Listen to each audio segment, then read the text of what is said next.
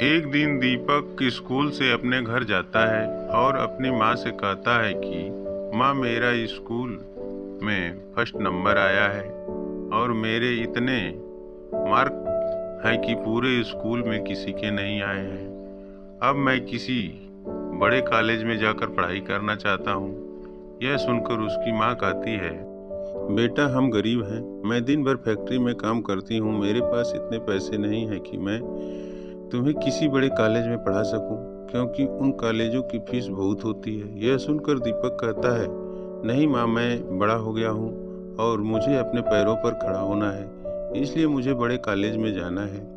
पर मैं भी अब तुम्हारे साथ फैक्ट्री में काम करूँगा और फैक्ट्री में काम कर कर पैसा जमा करूँगा और उस पैसे से बड़े कॉलेज में एडमिशन लूँगा।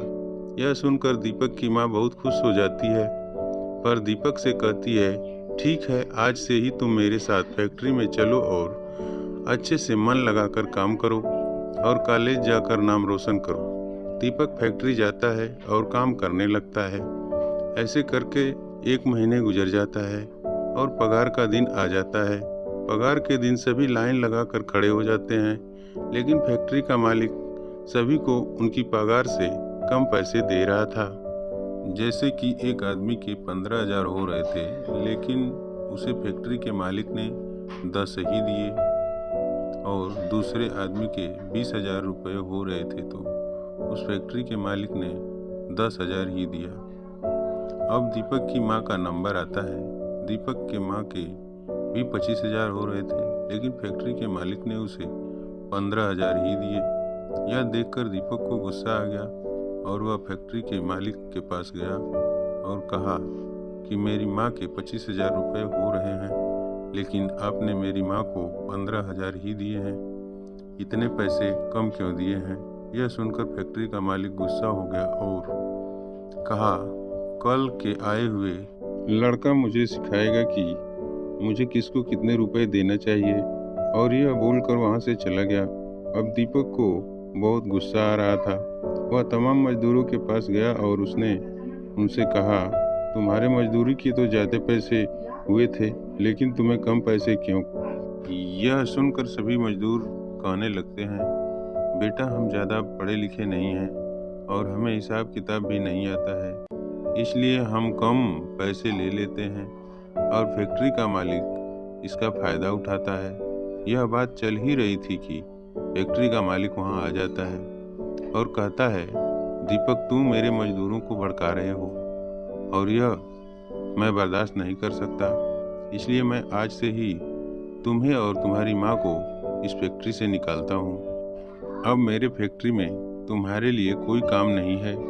दीपक यह सुनकर गुस्सा हो जाता है और कहता है कि तुम्हारी कंप्लेंट पुलिस स्टेशन में करूँगा, और यह कहकर दीपक और उसकी माँ वहाँ से चले जाते हैं और दीपक अपनी माँ को घर छोड़ता है और उसके मालिक की कंप्लेन करने के लिए पुलिस स्टेशन जाता है। रास्ते में ही फैक्ट्री का मालिक अपनी कार से आता है और दीपक को कार से कुचल कर चला जाता है और दीपक वहीं मर जाता है। दीपक मरकर भूत बन जाता है और वह उठकर देखता है तो अपने आप को मरा हुआ पाता है और भूत बन गया है। फिर वह वापस अपने गांव में जाता है और एक सब्जी वाली वहाँ सब्जी बेच रही होती है। एक आदमी उसके पास सब्जी लेने आता है। 500 रुपये की सब्जी लेता है, लेकिन उसे 400 रुपये ही देता है।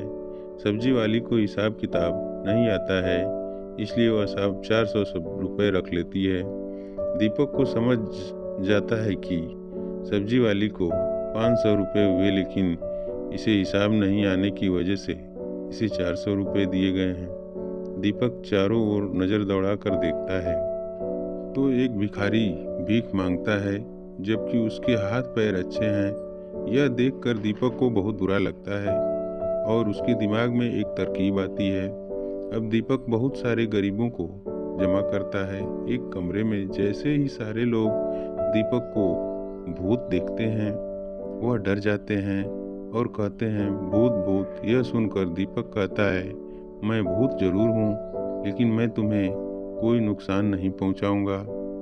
मैंने आज दिन भर देखा है, तुम्हारे अनपढ़ होने की वजह से सारे लोग तुम्हारा फायदा उठाते हैं और तुम्हें अपनी मेहनत से कम पैसे देते हैं। इसलिए मैं तुम्हें आज से पढ़ाना चाहता हूँ और रोज रात को तुम्हें पढ़ाऊँगा ताकि तुम्हारे साथ कोई धोखा नहीं कर सके। यह सुनकर सारे लोग इस बात पर राजी हो जाते हैं कि रोज दीपक भूत उन्हें पढ़ाता है और दीपक रोजाना रात होने पर आता है। ऐसा करते करते बहुत सारा समय बीत जाता है। एक बार दीपक भूत रास्ते में जा रहा होता है। उसे एक चमचमाती गाड़ी में सूट बूट में खड़ा हुआ एक आदमी दिखता है। वह आदमी दीपक पर गुस्सा करता है। कहता है, दीपक मुझे पहचाना, मैं वही भिखारी हूँ जिसे तुमने पढ़ाया था और आज मैं पढ़ लिख कर बड़ा आदमी हो गया हूँ, पर मेरे पास एक बड़ा बंगला है और एक बड़ी गाड़ी है और बैंक बैलेंस है। यह सुनकर दीपक भूत बहुत खुश हो जाता है, लेकिन वह आदमी दीपक भूत से कहता है, क्या तुम्हें पता है कि तुम्हें एक्सीडेंट में किसने मारा था? यह सुनकर दीपक भूत कहता है कि किसने मारा था? वो आदमी कहता है कि वह फैक्ट्री के मालिक ने तुम्हें मारा था। दीपक भूत कहता है कि क्या मुझे फैक्ट्री के मालिक ने मारा था? वह आदमी कहता है कि हाँ, यह लो मेरे कार की चाबी और तुम भी इस कार से उस फैक्ट्री के मालिक को कुचल दो।